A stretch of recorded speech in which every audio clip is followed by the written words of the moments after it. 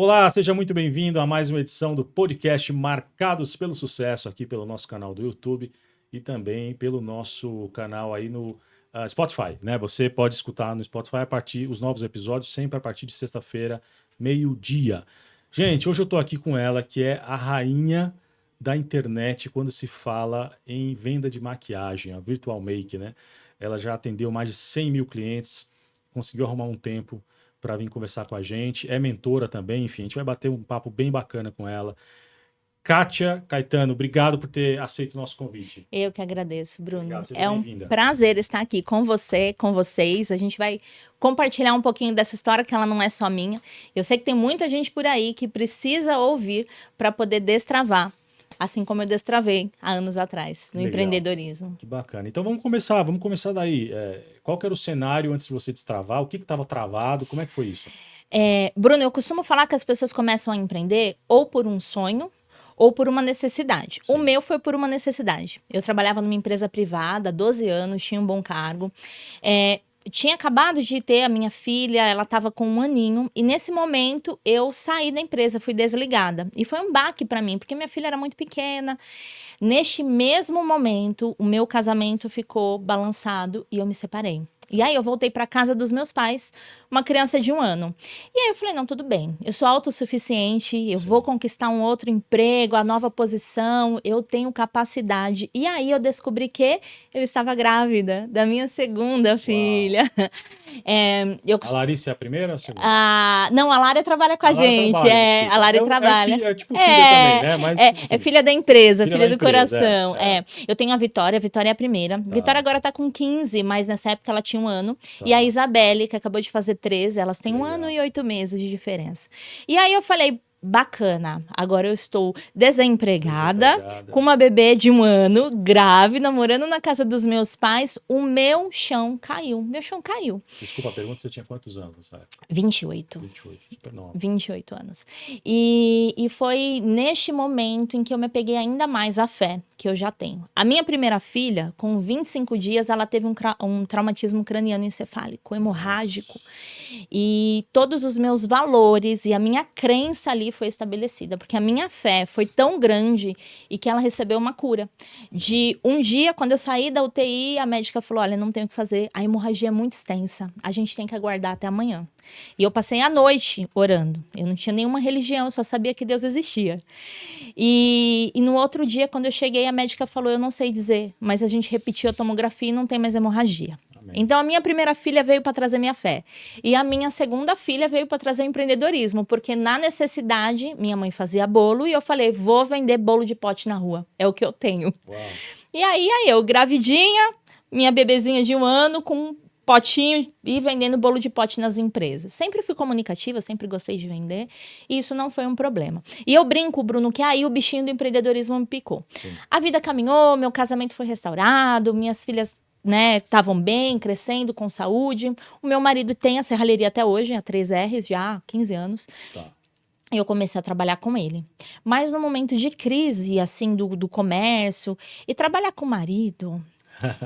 trabalhar com o marido. Quem tá me ouvindo que trabalha com o marido, que Deus abençoe vocês. Comenta aí embaixo, eu trabalho. Eu brinco, mas é uma benção. Meu marido é assim, a minha força. Uhum. Mas era bem difícil, né? A gente estava naquele processo ainda, readaptando, voltando. E eu comecei a orar, pedir uma direção para Deus. E, Bruno, eu comecei a sonhar com maquiagem. Eu sonhava. Eu olhava uma Odora na maquiagem, eu abri uma revista na maquiagem. E o meu marido falava, você tá louca, porque você nem gosta. Eu ia perguntar, você fazia bastante uso ou não? Não, nada. Gente, eu cresci com meu irmão. Então, eu era a menina que empinava pipa, jogava bola. Eu nunca fui vaidosa, nunca fui. Assim, pra eu passar um batom pra ir pra uma festa, era um parto. E aí ele falou, cara, não tem nada a ver. Aí eu falei, Rafa, pensa no lado bom. Eu não vou consumir estoque. Isso é importantíssimo. Né? É verdade. Mas a gente... Continuei orando, pedindo direção. E nessa busca eu tive um sonho. E eu sonhei com uma boca que abria e fechava. E essa voz, Virtual Make. Eu ouvi Virtual Make. E eu acordei com esse nome. Eu falei, cara, Virtual Make. Eu falei, é uma empresa que vai me ajudar. Eu falei, é uma empresa que já existe, eu vou comprar dela. Fui pra internet fazer buscas, a empresa não existia. Aí eu entendi, Deus. É a minha empresa. Sim. E aí eu comecei a fazer um processo. Então, hoje a Virtual Make já tem 9 anos no mercado, nós temos a marca registrada no NPI, Tá. e a gente iniciou com o varejo, e aí fomos fazendo uma transição, uma condução para o atacado. E foi no atacado que a gente se firmou. Então, hoje a gente atende empreendedoras, farmácias, drogarias, novos revendedores de todo o Brasil. No Brasil inteiro. Mas Mas quando você fala que você começou no varejo, também tudo sempre pela internet. tudo sempre pela internet. Tá. Por quê? Eu tinha as 2 crianças pequenas. Eu trabalhava na administração da serralheria. Então, eu que mandava orçamento, fazia boleto, conectava clientes. Então, eu trabalhava com ele, cuidava da casa. E eu falava, a única oportunidade que eu tenho é um computador. Então, nesse computador onde eu vou trabalhar. Eu comprei um pouquinho de mercadoria e coloquei online. Tá. Agora, isso 9 anos atrás, a internet, né, a venda online não é o que é hoje. Até porque é o que é hoje pós-pandemia, né? A pandemia Exato. colaborou muito nesse sentido, né? Acho que se tem um legado positivo, digamos assim, da pandemia, é esse. Como que foi esse início, assim? Era algo que já era, assim, suficiente para, de repente, já era viável como negócio? Já breakivava, já se sustentava, não? Não, não era, Bruno. E isso é interessante hoje nas mentorias, os cursos que eu dou de empreendedorismo, eu falo muito isso, sobre a gente aprender a transformar um sonho, um pequeno negócio, em algo que realmente é uma empresa, que tem funcionários, que tem estrutura. Então, no início, eu brinco que os 3 primeiros meses eu não vendi nada, mas eu tinha uma coisa muito forte, que era o sonho e a Sim, visão. Deus me sim. deu uma visão e eu falava, eu vou atrás dessa visão. Então, às vezes você tá me ouvindo e você fala, mas Deus nunca falou comigo. Mas se você tem uma visão, se você tem um sonho, ele já falou com você quando ele colocou esse sonho dentro do seu Então, mas coração. nessa época, você, como você comentou, na época que a sua filha estava doente, etc, tal, você sabia que Deus existia, mas ainda não entendia certamente a linguagem, digamos, ou muitas coisas Sim. que estão nesse entorno.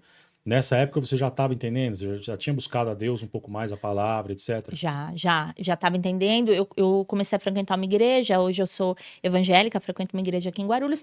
E eu comecei a buscar, não pela igreja. Eu sempre falo isso, que às vezes você tá me ouvindo e você fala, tem que ter uma religião. Não. Deus, ele está com você. Só que você precisa buscar ele. Claro. Ele tá ali o tempo todo. Claro. Se você não falar com ele, ele não fala com você. Então você tem que falar com ele. E essa busca de eu estar num ambiente com pessoas que buscavam, né? Não pessoas perfeitas, mas pessoas que buscam. Sim. E isso fez com que eu ouvisse mais a voz deles e fosse direcionada. Então, a fé, digamos assim, essa fé fez com que eu falei, nesses 3 meses, mesmo sem vender, eu preciso fazer uma coisa, eu preciso me capacitar. E aí eu comecei a entender sobre o jogo do Mercado Livre. Na época nem tinha Shopee, mas já tinha Mercado Livre, estava começando, isso foi em 2016. Tá. E aí comecei a fazer movimentos para ter fornecedores. Eu não tinha condição de comprar muita mercadoria, então ali conversando com um amigo se ele poderia fornecer num consignado. Então assim, conexões, e aí a gente entra no network, né? Que é até algo que você tem gabarito para falar. Tô ansiosíssima para ler o seu livro sobre isso, né? Que bom. Espero que eu não decepcione você. Com certeza não. Que bacana. Tá, e aí você então, 3 meses sem vender, e aí você começa depois, imagino, né, a ir vendendo e tal, que aí é o varejo mesmo. Então é aquela Isso. dona de casa, né, aquela, enfim, jovem que quer comprar maquiagem. E como é que eles chegavam em você? Era tudo pelo Mercado Livre? Eu montei o site, a Virtual Make era um site caseiríssimo, eu mesmo fiz, entrei numa plataforma que nem existe mais, mas coloquei lá alguns produtos. Eu brinco que hoje, quando eu olho, eu morro de vergonha do que eu fiz. Mas se eu não tivesse começado, Bruno, com aquilo que eu tinha, que hoje, comparado ao que eu tenho, era muito pouco, eu não estaria aqui hoje. Às vezes, a gente não começa porque a gente fica esperando ter o melhor site, o melhor funcionário, a melhor estrutura, o melhor momento, e aí a gente não começa nunca. Porque a gente tem que aprender que cada um tá no nível da escada, né? Sim. Eu tava começando, então assim, foi bem básico o meu site. Aí o que eu fiz? Criei um Instagram, e esse Instagram eu ia na marca, então eu vendi uma marca. Aí eu ia lá no Instagram da marca, quando alguém comentou, eu chamava ela no particular e falava, eu vendo esse produto que você gostou no meu site, eu vou te mandar no direct. Olha que E aí eu mandava bacana. o site. Porque assim, eu tinha muito tempo. Eu não Sim. tinha venda. Sim. Então, eu ia ali, a formiguinha mesmo, chamando um por um, e aí elas entravam, compravam, era bem pouquinho. Quando foi, assim, um período que você fala, você estourou? Eu estourei quando eu consegui trazer uma quantidade de produtos que foi, na época, para pagar depois, eu ia pagar se eu vendesse. Ele fez uma condição bem bacana de pagamento e eram caixas de batom. Eu peguei essa caixa, coloquei ela no Mercado Livre e eu não ganhava nada. Eu não ganhava nada, porque eu pegava, acho que se eu não me engano, a 65 e eu vendia 90. E essa diferença era para pagar a embalagem e para pagar a taxa do Mercado Livre, que é alta. Então, assim, eu ganhava acho que R$1 em cada caixa. R$1 em cada caixa. Mas isso eu falava muito pro meu marido. Ele falava, cara, mas você tá trabalhando de graça. Eu falo, isso é a minha estratégia de marketing. As pessoas vão conhecer o nome da minha empresa, porque dentro eu mandava um panfleto e eu encaminhava ela pro meu site. No meu site, quando ele comprava lá, era R$1 mais barato, mas eu não pagava a taxa. Aí eu já ganhava R$6. Sim. Então eu comecei a fazer esse movimento, eu era o produto mais barato do Mercado Livre nesse segmento, então eu comecei a trazer as pessoas. Em mais 3 meses, quando deu 6 meses de empresa, a gente estava vendendo 100 caixas de batom por dia. Uau. A gente ia dormir 2, 3 horas da manhã embalando caixa. Ele trabalhava na serralheria, chegava à noite e ia me ajudar. No outro dia de manhã já estava correndo para postar. Isso em casa ainda ou você já tinha uma casa. base em casa ainda? Na sala da minha casa. Imagina, duas bebês, o marido chegando depois do trabalho mais tarde, a casa cheia de batom. Era isso mesmo. Nossa. O meu quarto, então, tinha a cama, aí tinha o corredor que passava, e aí um momento não tinha mais corredor, só tinha caixa de maquiagem, a gente meio que pulava assim pra deitar. E aí ele falava, Kátia, eu vou correr com a obra, porque ele tava construindo, onde tem a serralheria hoje, era um terreno alugado, a gente construiu o galpão, ele falou, eu vou fazer um mezanino e você vai trabalhar em cima. Sim. Então ele falou, eu não vou mais te ajudar, porque eu preciso correr com a obra pra gente mudar, porque daqui a pouco não tem nem cama mais, a gente vai dormir nas caixas. E foi nesse momento em que vieram os 3 primeiros funcionários. Antes de vir os 2 primeiros, Deus fala muito comigo em sonho, Bruno. E engraçado que ele já falava comigo em sonho antes de eu saber, ler os sinais, né? Ler os sinais. Eu lembro de sonhos que eu tive na adolescência, que depois se cumpriram, e eu falo, gente, já era Deus e eu não sabia. E aí eu comecei a sonhar com a minha irmã. E fazia meses que eu não a via, eu tava trabalhando muito. E aí eu falei, Rafa, Deus quer que ela venha trabalhar comigo. E aí ele falava, não dá família, não faz isso. Aí eu falei pra ele, eu vou marcar um jantar na casa dela. E a gente não vai falar nada, a gente só vai sentir. Se você achar que tá confortável e que vai ser o momento, você vai fazer um sinal pra mim e eu vou convidar ela. Aí a gente foi com... Quando a gente chegou na casa dela, ela tava na cama. E o meu cunhado falou, ela tá em depressão. A empresa que ela trabalha, ela não consegue mais ir trabalhar, ela tá oprimida. Ele falou, a gente não sabe o que fazer, é uma situação muito difícil. Eles também, sabiam que Deus existia, mas não tinham nenhuma fé. Aí, na hora, meu marido fez assim pra mim, tipo, vai lá. É agora, né? E aí, a gente convidou a Andréia pra entrar como a nossa sócia. E hoje, a estrutura da empresa é eu, Rafael e a Andréia. Somos os 3 sócios, cada um cuidando de uma área, de acordo com aquilo que tem de melhor. Cada um tem uma qualidade ali. Sim. E aí, com ela, vieram os 2 primeiros funcionários na sala de casa. Era uma bagunça. Uau. Era uma sala, 4 pessoas, criança, aquela loucura toda. E assim foi o início da Virtual Make. E onde que entra... Quando a gente empreende, a gente sonha às vezes com algumas... Assim, às vezes a gente vê caminhos e fala, pô, isso aqui também pode ser legal, tal. E acho que um dos caminhos que você enxergou, que talvez pudesse ser interessante, era a questão de ter uma loja física, né? Foi. Conta como foi a experiência pra gente. Um ano depois, em 2017, a empresa já estava com faturamento legal, e aí ela estava um negócio formado, pagando funcionários, com novos fornecedores, e muitos amigos falavam, vende um batom para mim, vende um rímel para mim, mas eu não vendia mais varejo, eu só vendia atacado. Sim. Aí os amigos queriam ir lá na distribuidora, só que eu falava, gente, se eles vier aqui, eles vão pegar da prateleira, e o cara que comprou do site vai dar quebra no estoque. Eu falei, não... Aí eu ficava sem graça de falar, não. E aí, perto da minha casa, e meu marido tava com isso. A gente tem que ter uma loja física, a gente tem que ter uma... Aí a gente foi... tem um bairro aqui em Guarulhos que se chama São João. Ele tá uns 30 minutos da minha casa. A gente foi várias vezes ali, rodou. E eu não senti no coração. Falei, Rafa... Não é aqui. Meu coração não tá aqui, eu não quero. E aí, um domingo, a gente desceu pra igreja. Quando a gente voltou, na rua da minha casa, tinha uma placa, mudamos. Aí eu falei, Rafa, vira o carro, a gente vai orar aqui. Aí o Rafa falou, você tem noção quanto custa um aluguel aqui? Aí ele falou, não tem jeito, o aluguel aqui é 5 vezes mais do que o do São João. Aí eu falei assim, então, mas não é a gente que manda, é Deus. Eu falei, vamos orar aqui. E eu lembro até hoje, as minhas meninas pequenas ainda, baixamos a janela, E oramos. Falei, Senhor, se for da sua vontade, o Senhor abençoa. Isso era um domingo. Na segunda, eu liguei na imobiliária. Na terça-feira, a corretora estava lá. Disponível para mostrar o imóvel. O rapaz entregou a chave na mão dela e ela colocou na minha mão e falou, é seu, depois você resolve a documentação. Assim, uma porta aberta. Quando a gente começou a construir a loja, lá era uma casa, mas tinha uma lan house. E aí a gente foi, porque a gente faz tudo certinho. A gente foi correr atrás da documentação e eles não deixaram fazer um comércio ali regulamentado. A lan house não era regulamentada, porque era uma residência. E aí eu falei, gente, eu já tinha contratado o pedreiro, eu já tinha comprado material. Eu falei, não é possível. E aí um pastor amigo meu foi comigo no Fácil do empreendedor e ele falou, vai lá falar com a mulher que eu vou ficar daqui orando. E aí eu marquei um horário e eu levei o IPTU e falei para ela assim, olha moça, a história é essa. Aí eu contei a história, eu falei, eu não sei se você pode me ajudar, mas assim, o fato é que lá tem várias lojas. Sim. E a minha quer fazer certinho, eu quero regulamentar, eu não quero fazer igual eles. Então, aí ela ficou olhando pro papel, aí ela falou, é um sobrado? Eu falei, é. Ela falou, então eu posso usar a metragem toda como base, não só da fachada, vai dar certo. Olha só. Ela entrou, voltou e falou, pronto, tá Tá aprovado. resolvida. Então, tem coisas que a gente faz com o nosso braço. Tem coisas que Deus faz do jeito dele. E foi aí que começou. Na época era meio que Lamour, uma loja física. Ela era só de maquiagem. E nessa época a gente começou a dar curso como estratégia. Foi aí que vieram algumas parceiras importantes, né? A Simone veio dar curso com a gente, que você conhece. Então, começou uma coisa bem legal de eu entender o que era o varejo. E nesse movimento... uma coisa que foi muito interessante, Bruno, foi eu entender o que era o varejo, para eu poder ensinar para o meu cliente que era empreendedor como ele poderia fazer no negócio dele. Sim. Eu acredito que foi uma estratégia mesmo, porque a loja ficou comigo durante 7 anos, a loja 7 anos de física. lá, uau, bastante tempo. E foi uma escola. Como que eu ia ensinar o meu cliente que vende, como que ele pode vender mais, quais são as atacadista, né, que estratégias, exato. O atacadista, o lojista, o novo empreendedor. Como que eu ensino ele a ter um negócio se eu nunca tive um negócio?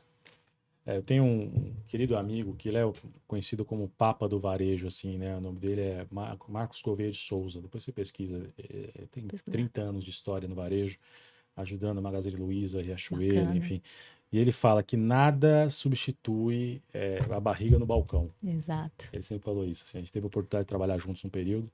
E é verdade, né? É uma experiência que é muito valiosa, né? Exato. Porque é diferente de você falar do que você ouviu falar ou do que você acha que funciona e você viver na prática. Eu já fiz eventos na loja que floparam. Não deu certo. Você monta aqui, não vai, e aí você entende por que não foi. Porque eu não falei direto com o meu cliente, eu não conectei, ele não teve desejo de vir, eram vozes da minha cabeça. Então, assim, tudo é testado e validado. E aí a barriga no balcão traz isso, né? O aperto do dia a dia. Então, eu entendi assim, antes de eu ter um negócio. Quando eu tenho uma loja que não está vendendo, eu não vou comprar mais. Eu vou vender o que tem ali, fazendo estratégias. Sim. Depois que eu tive no balcão, eu entendi que se eu não trago uma novidade, uma reposição, o movimento gera movimento. Se eu não faço isso, eu não vendo mais. Então, hoje eu falo isso para os meus clientes. Compra um pouquinho e faz kit, monta combo, movimenta. Busca inovar, né? Exato. E como é que você conseguia, durante esses 7 anos, administrar, enfim, você tem seus sócios e tal, mas você administrava a Virtual Make e administrava a loja. Imagino eu que a Virtual Make mantendo um crescimento, né, ano a ano. A loja ali sendo um aprendizado para você. Como é que era isso?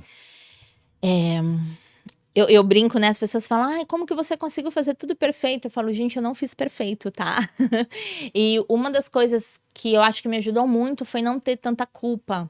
Porque se eu me culpasse por ter que estar em todos os lugares e ter que trabalhar com perfeição em tudo, eu teria desistido. Então, eu deleguei algumas coisas e eu falava assim, olha, o resultado que eu espero é esse. E a forma, às vezes, que os funcionários faziam não era a que eu faria. Sim. Só que o resultado chegava. Então, tá tudo bem. Senão, a gente não consegue ter braço para fazer tudo. Tem uma frase, né? O pastor Ney Messias sempre fala. Se você quer fazer algo grande, você não pode estar sozinho. Ninguém faz nada sozinho grande. Então, eu entendia isso. Na loja, eu sempre tive braços direitos e esquerdos, as funcionárias sempre foram meu apoio, sempre cuidaram como se fossem donas. Às vezes eu ia na loja e tinha, né, uma funcionária que estava há muito tempo, o pessoal falava que a loja era dela. Aham. E ela falava, ai, você me perdoa? Eu falei, imagina. Eu falei, eu te agradeço. Porque se as pessoas já acham que a loja cuida, Sim. porque você cuida como Você se tá fosse fazendo o tua. certo, né? Então, assim, eu não tenho orgulho, a vaidade de bater no peito e falar, não, mas a loja é minha. Então, né, o importante é que ela dê resultado. Sim. E aí, nisso eu me dividia. A Virtual Make sempre foi o meu principal. Sempre foi onde trouxe o Prolabore para casa. Ela foi crescendo, né? 2017, 2018, 2019, ela sempre cresceu mais de 100% ano a ano. Uau. Então, assim, foi um crescimento muito rápido. E muitas vezes a gente cresceu sem estrutura. Então, crescia, ficava aquela bagunça e a gente estruturava. Aí crescia de novo aquela bagunça e a gente estruturava. Então, a gente foi estruturando conforme foi tendo o crescimento. Em 2020, na pandemia, como você comentou, foi uma loucura. Sim. Na pandemia, acho que a gente cresceu 600%. Eu não Meu estava Deus. preparada para isso. A maioria dos funcionários com medo, todo mundo teve medo. Sim. Então, a gente optou por deixar alguns em casa e nós fomos, né, lá para fazer a embalagem, a entrega. Então, ficou a estrutura familiar, os sobrinhos, quem, né, da família não tava, ficou perto, porque era uma oportunidade de eu ter a família por perto. Sim. Porque você lembra que na pandemia a gente não podia nem ver a família, né? Verdade. Então, eu falei, vem todo mundo aqui, a gente fica aqui, trabalha. E a loja ficou fechada nesse tempo, porém, eu comecei a ter aí a venda do WhatsApp na loja. Então, eu tinha a venda no WhatsApp com a funcionária. Então, assim, respondendo a sua pergunta, pessoas em cada função e eu sem cobrar tanta perfeição, só cobrando resultado. E aí as coisas foram caminhando. Que é, na verdade, se você for parar para pensar, um dos maiores pilares, né, de uma boa liderança, né? Que é saber realmente delegar, falar o resultado esperado e, olha, como você vai fazer, o seu modus operandi é seu, né? Não isso precisa ser mesmo. necessariamente igual ao que eu faria, né? Que bacana. E, por exemplo, na pandemia você falou que vocês cresceram muito, quase 600% e tal. Nesse período da pandemia e até nos outros que você cresce, né, vendia muito, aí tinha que né, se equilibrar ali Sim. no que fazer, em como crescer e tudo mais. Onde você buscava conhecimento para isso, para adequar esses momentos? Eu busco até hoje, Bruno, e eu falo assim que o pessoal ainda fala, mas você é doida. Ontem mesmo, né, um amigo meu me ligou e ele falou, o que você tá fazendo? Eu falei, eu tô estudando, né? A gente não tem que parar de estudar nunca. Então, assim, eu conheço uma pessoa ali, de repente, no perfil do Instagram, me conecto com o que ela fala, vou pro canal do YouTube, presta atenção se o que ela tá falando é interessante, e aí você pode ter certeza que o próximo curso dela eu tô inscrita, Legal. né? Então, assim, eu já fiz vários cursos com vários mentores diferentes, eu sempre busco me conectar e ouvir pessoas que sabem mais do que eu. Legal. Quando eu não tinha nenhum investimento, né, no início, antes até de eu montar o site, eu fui aonde? Eu fui no Sebrae.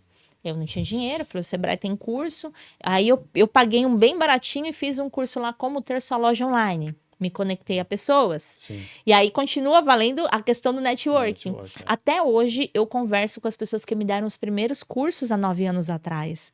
Bacana. Né? Quando eu fui montar o site, a loja que tinha, que na época era a X-Tech, e hoje ela fechou, aí foi para a loja integrada. O dono, né, que na época era o Alfredo Soares, que hoje virou uma potência, né? Hoje ele é sócio da Vtex, e nele tem um G4.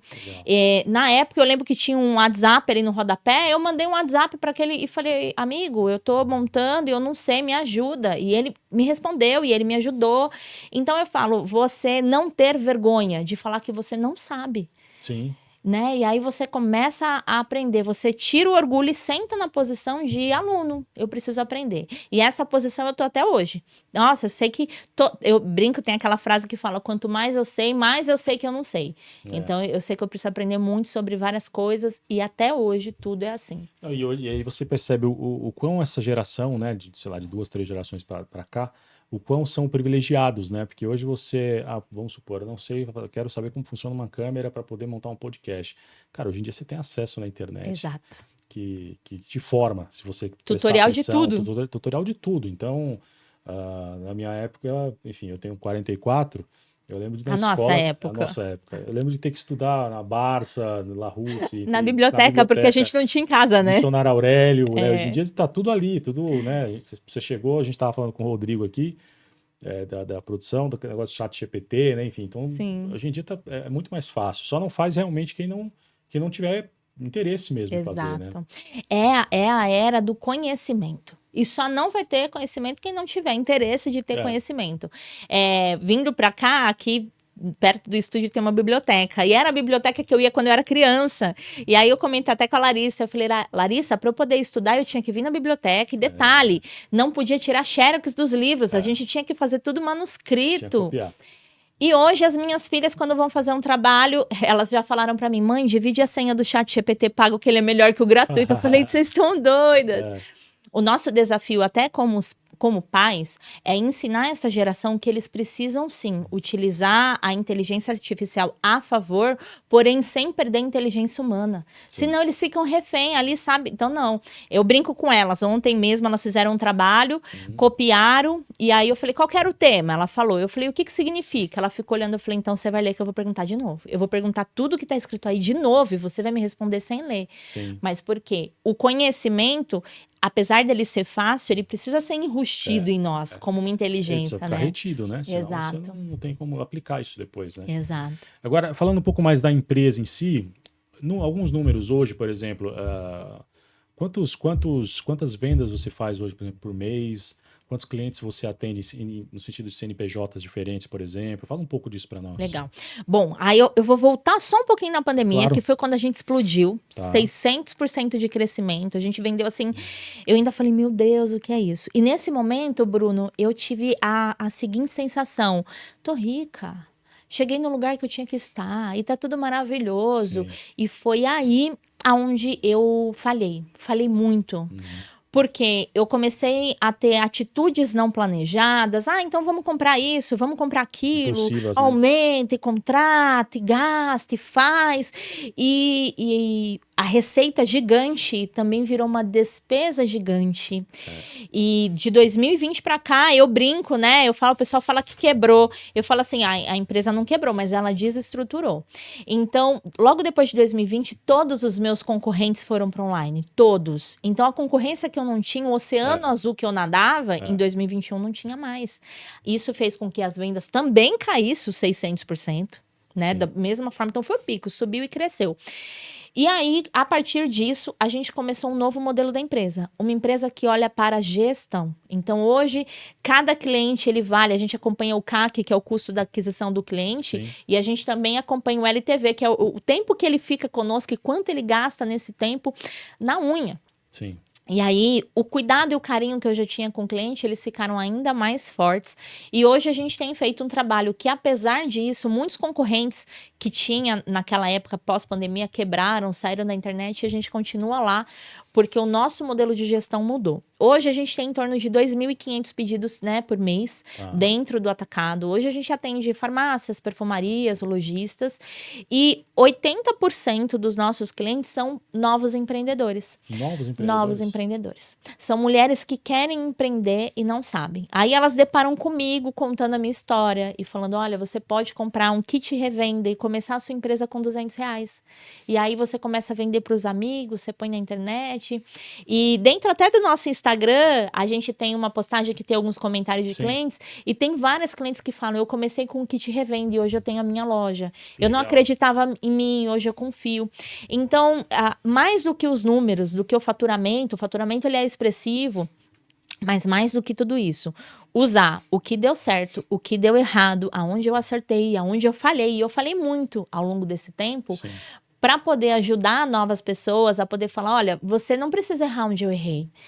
Né? Então, dividir isso é o que para mim significa mais até do que os números. É o que eu falo de crescer com a curva de aprendizado do coleguinha, né? Do amiguinho, né? Exato. Então, assim, crescer com aquela curva de aprendizado, você já pega um atalho, sai ali na frente. Agora, desses 80% de novos clientes mensais aí, quantos são mulheres, assim? Que eu vejo que é um público bem feminino mesmo, né? 99,9%. É público feminino. Olha que engraçado. Eu tenho clientes homens, E eles normalmente são donos de redes de perfumaria, farmácias, eles já são donos de grandes negócios, não são novos empreendedores.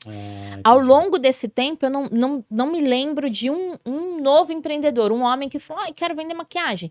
Normalmente ele tem, às vezes, uma farmácia da família, farmacêutico, que se consolidou, ok, né? Eles até têm um ticket médio maior, porque já são negócios consolidados, mas esses 80% de iniciantes, 99,9% são mulheres. E foi daí que surgiu essa demanda ou esse interesse teu de repente, formatar uma mentoria para colaborar com essas pessoas? Como é que você trabalha essa parte de mentoria?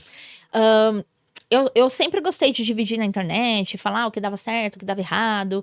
E aí eu recebi um convite na igreja em que eu frequento, aqui em Guarulhos, hoje ela é amiga, parceira, mas na época a gente era oi, tudo bem, à distância.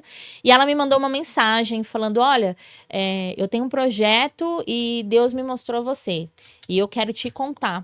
E aí eu falei, tudo bem. E aí, quando ela me ligou e ela falou, é um projeto para trabalhar com mulheres empreendedoras. Eu falei, aceito. Ela falou, mas você não quer conhecer o resto? Eu falei, não, porque é algo que queima no meu coração e eu não sei como. Então, casou ali esse sonho, ela já tinha anos que ela estava trabalhando e ela estava esperando o momento certo. E nesse momento a gente formatou o nosso primeiro grupo e chama-se Empreendedora de Futuro, é um projeto que tem dentro da igreja em que eu frequento aqui em Guarulhos. Nós estamos agora na 6ª edição, era uma por ano, depois passou a ser 2 por ano. E junto com esse projeto, que já tem 3 anos, que a gente formatou essa mentoria, então a gente fala sobre mentalidade empreendedora, métodos para empreender, ferramentas. Eu não falo só de empreendedorismo, porque eu falo que as pessoas falam, quando você empreende, você tem que deixar a sua vida de lado. Não tem como. Não tem como, Eu nunca deixei minhas filhas, nem meu marido, nem minha casa. E vamos combinar que a nossa vida pessoal também é um empreendimento. Exato. Né? A gente está com uma entrevista que rodou, foi pro ar semana passada, do Éden, que é um craque que esteve aqui com a gente, que ele falava justamente disso, né? Foi ao ar essa semana.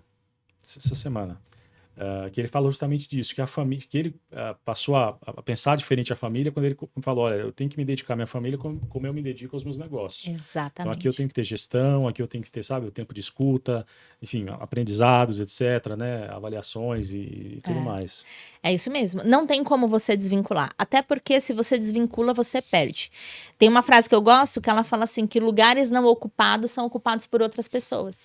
Eu não quero que ninguém ocupe o meu lugar de mãe, de esposa, de filha. Então eu aprendi a ter tempo para os meus pais, para o meu marido, para os meus filhos e ter tempo para empreender, né? O segredo de tudo é a gente disciplinar o nosso tempo, não perder tempo com aquilo que não nos traz resultados. E aí dentro desse universo eu comecei a ensinar isso, porque as mulheres elas falam, eu vou fazer um curso de empreendedorismo e eu vou focar só nisso. E a primeira aula a gente vai cuidar da família e a gente vai cuidar de você, mulher, e vai ter tempo para empreender e a gente vai cuidar. Então a mentalidade ela é muito importante. E a partir deste momento eu comecei também a levar isso para fora. Então eu comecei a dar palestra, a ser convidada para podcasts e aí eu trouxe alguns cursos, treinamentos e a mentoria que eu faço hoje para novos empreendedores dentro do meu perfil. Que bacana, muito bacana. Deixa eu te perguntar uma coisa que é uma curiosidade minha, particular mesmo. Esses produtos com os quais você trabalha, produção chinesa ou tem produção brasileira também? Tem produção brasileira. Tem produção brasileira? Tem produção. Mas aí tem alguns detalhes. Por exemplo, as marcas que têm produção aqui no Brasil são produtos de altíssima qualidade, porém o custo é maior. Porque a gente sabe a questão da tributação, de produzir aqui, enfim. E os que vêm da China acabam sendo bem mais acessíveis. Mas vem com qualidade? Similar, tá? Similar. O que ele não tem é a marca. E aí, às vezes as pessoas falam, mas é que é essa marca. E às vezes eu falo, gente, mas é que é essa marca, aquela marca é similar, né? Sim. E aí tem... Então, eu tenho hoje os 2 produtos. As maquiagens que a Virtual Make vende, Bruno, hoje, elas são... Eu falo que são maquiagens acessíveis. Então, elas são aquelas populares, né? É para um público C e D, normalmente, que consomem essas marcas, que gostam. Mas elas explodiram tanto, cresceram tanto com as blogueiras, né? Com as influenciadoras, que tem muita procura. Então, eu posso te dizer assim, 80% vem da China, 20% do Brasil, e os 20% do Brasil, ele tem um custo um pouco mais elevado. E o bichinho do empreendedorismo nunca que já te picou há muitos anos atrás, mas nunca te incomodou, nunca ficou ali do seu lado falando assim, monta sua marca, monta sua fábrica. Nunca aconteceu Todo isso? dia, toda noite, o tempo Né? todo. Ontem mesmo, meu marido falou, em 2020, quando a gente explodiu e a gente tinha muito recurso, com todas as burradas, os investimentos errados, uma das ideias era essa, mas aí a gente parou no que eu justamente falo hoje, que ninguém pode parar, na perfeição. Ai, mas é que eu queria ter todas as cores de base, eu queria já sair com todos os produtos, eu queria isso, aquilo. E aí a gente ficou ali trabalhando um piloto, e nunca saiu. E aí depois já veio uma crise, despesa mais alta do que receita, aquela loucura. E aí não deu certo. A gente tá em 2025, em 2023, uma pessoa que caminhava conosco, ele era dono de uma marca, né? Então ele falou: eu entro como sócio e aí eu vou trazer, a gente vai fazer marca e tal. Enfim, veio e não era nada daquilo, mais uma direção errada, e aí ele saiu. Então, assim, ainda não deu certo. Mas ontem ainda meu marido falava, um conhecido dele me conectou a um dono de uma fábrica. Aí eu falei, Rafa, esse não é o momento, né? Porque precisa ter, a gente sabe que o investimento é alto. Tem um capital. Eu né? tenho público, eu tenho a marca, mas eu ainda não tenho investimento para isso. Mas eu acredito que está preparado. Na hora certa vai vir, porque eu sempre penso nisso. É o caminho, É né? o caminho, É o caminho. É. E você acredita que, uma dúvida que me veio à mente aqui, como você comentou, né? 80% basicamente vem da China, né? Sim. Da mercadoria. Como foi isso na pandemia? Porque você cresceu muito na pandemia, só que o mundo inteiro sofreu com abastecimento de todo tipo de produto, né? Porque a China não... Começou lá, inclusive, a brincadeira, né? Tipo, e eles não conseguiam abastecer. Eu tenho amigos que são donos de concessionárias, de grupos grandes, falam, cara, eu tenho Porsche vendida aqui, vai 1 ano e meio na fila para entregar. Né? Então, assim, e só falando de carro de altíssimo padrão, imagina também, faltava tudo. Sim. Né? Como é que foi crescer tanto e ao mesmo tempo... Eu vou bater nessa tecla de novo, Bruno, que é a questão do network. Sabe por quê? Em dezembro, a gente já sabia que tudo ia fechar. E aqui fechou em março. Em dezembro já estava fechando na China. E aí, os conhecidos, os amigos, o grupo já falava, gente, traz o que vocês puderem trazer, porque vai fechar e não vai vir. E aí, a gente triplicou os pedidos. Então, aquilo que a gente sabia que vendia, eu costumava comprar 400, 500 pacotes com 12 esponjas, eu falei, traz 2.000. Traz 2.000 disso, traz 2.000 daquilo. E aí, né, a gente ficava, como que vai pagar? Depois a gente vê como vai pagar. Então, a gente se abasteceu muito.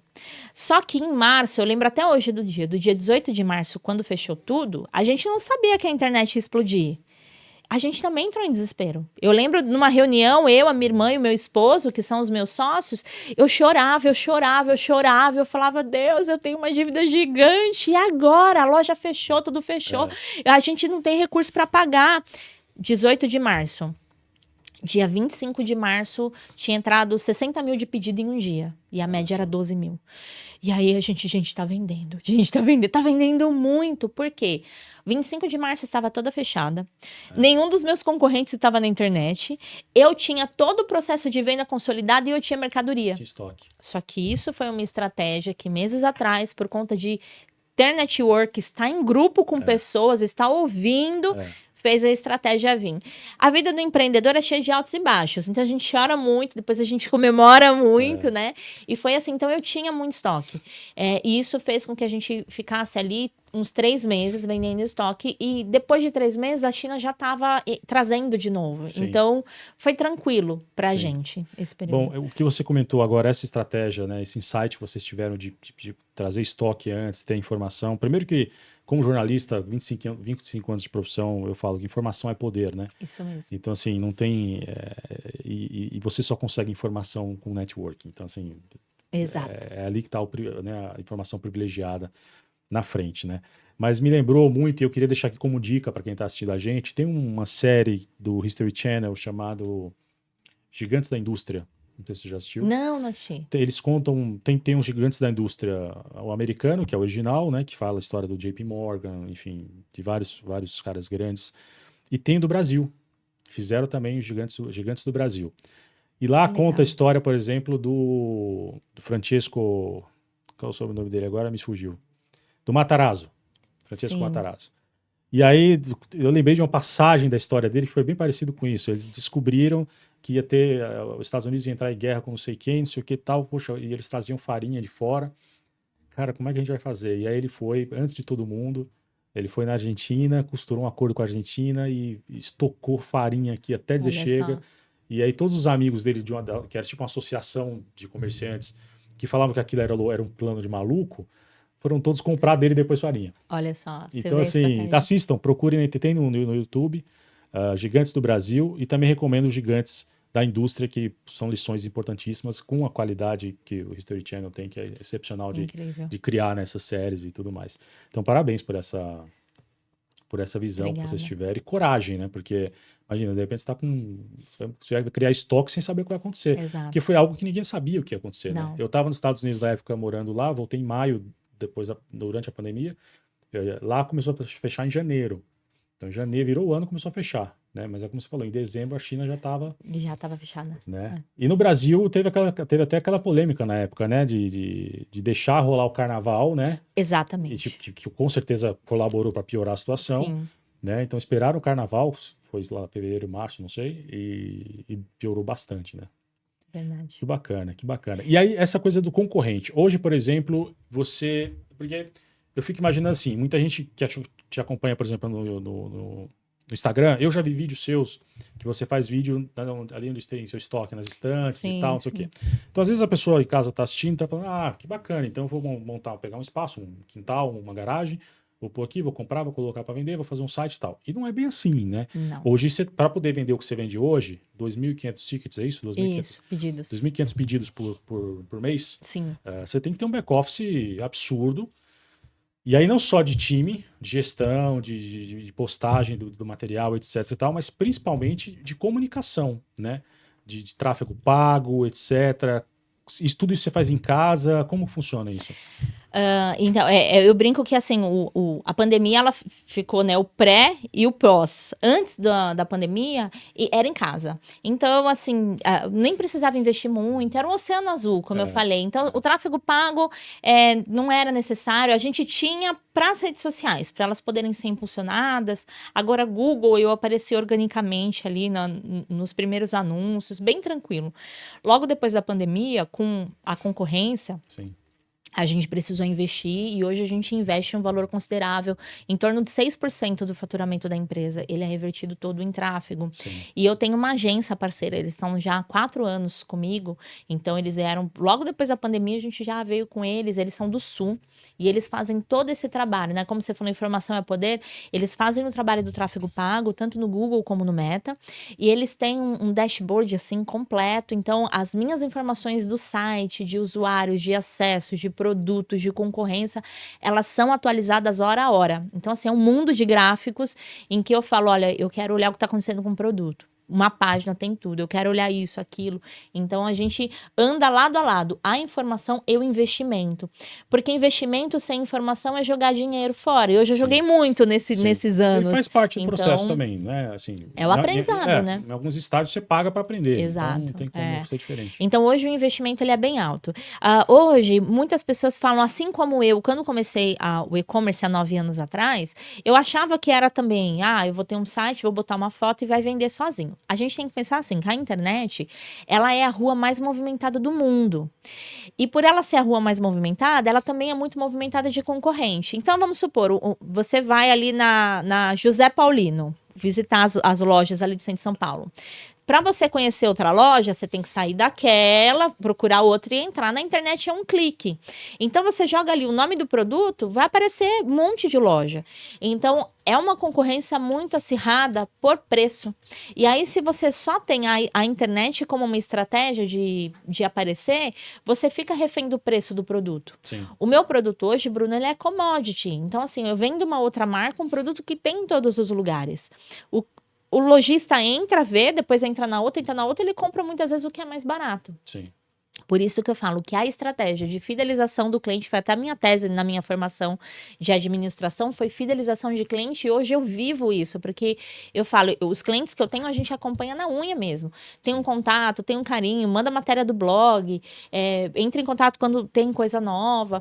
Então, Os meus concorrentes hoje têm um Reclame Aqui alto e eu acompanho o meu Reclame Aqui. Eu até fiz uma reunião com a moça do Reclame Aqui semana passada e eu achei engraçado. A minha empresa tem 9 anos. Em 9 anos, eu tive 8 reclamações. E ela falou, Kátia, durante um ano, 12 mil pessoas vieram conhecer sua página. E em um ano tem 3 avaliações. Aí aparece para o cliente que a minha página não é validada. Aí o cliente acha que eu não existo, mas é porque não é validado, é que eu não tive reclamação. Sim. Ainda eu falei para ela, então você quer que eu fale para os meus clientes irem reclamar para poder poder ser validar, validada? Aí ela falou, ai, não é bem assim, mas é que é assim que funciona.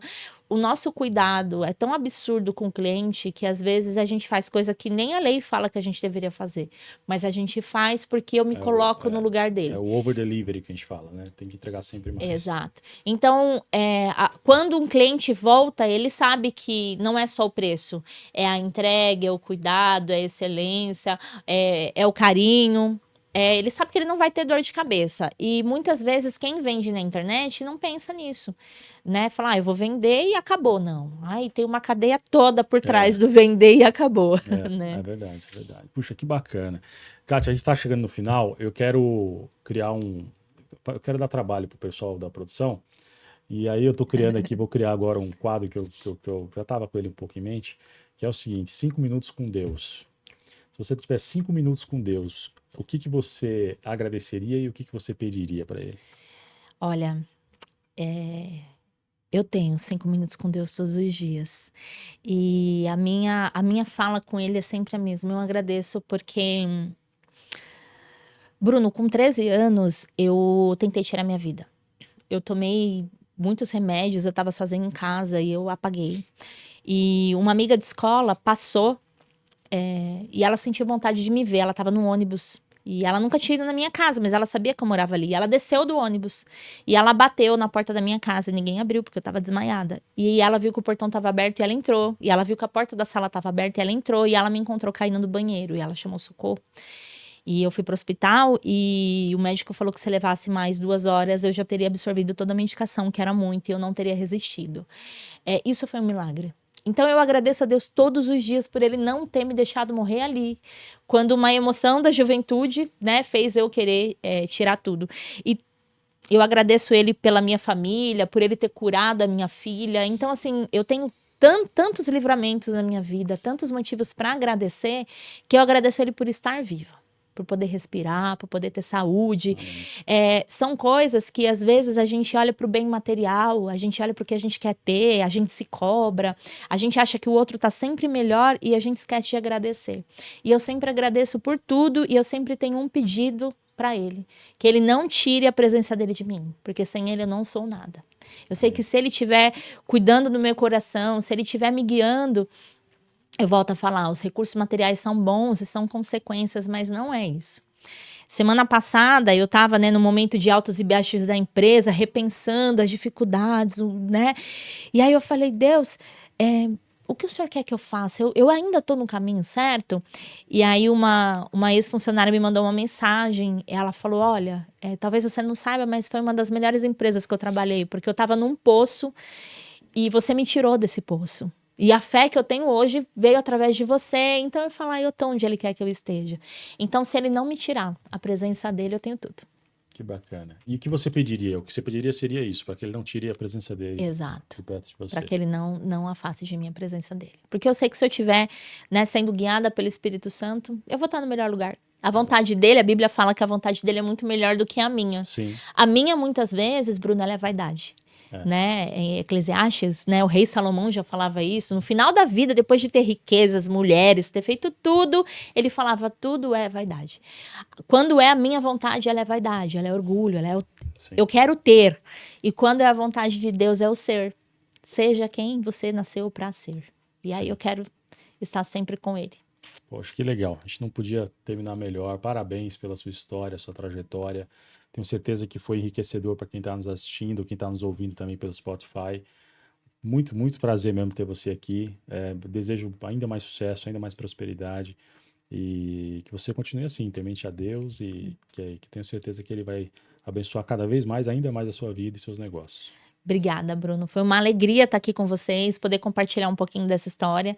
E eu tenho certeza que quando a gente coloca Deus na frente, não tem como dar errado, né? Por isso que eu tenho essa fé toda. Verdade, que bom. Muito obrigado, Eu viu? que agradeço. Gente, Obrigada. antes da gente finalizar, eu quero falar com vocês do livro Network, Conexões que Transformam, um livro que a gente acabou de lançar.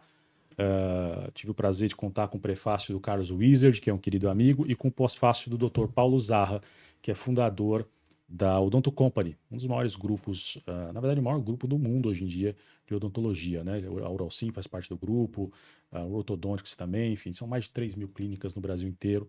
É um craque, tive a oportunidade de trabalhar com ele também, e ele gentilmente escreveu para nós o pós-fácio. E aqui eu trago algumas dicas de técnicas de network para você conseguir buscar se relacionar com pessoas, às vezes, que você pensa que está distante, que não faz parte do teu mundo, mas que é possível chegar, tá? Então você pode adquirir na Amazon ou você pode adquirir acessando a editora Paradiso, com s.com.br, você consegue comprar lá também, tá joia? A você, eu agradeço demais a sua audiência aqui no nosso podcast, você também, ouvinte, né, do Spotify, e a gente volta na próxima semana com mais um vídeo novo, com mais uma entrevista, com mais uma história bacana, tá bom? Deus abençoe você, até mais.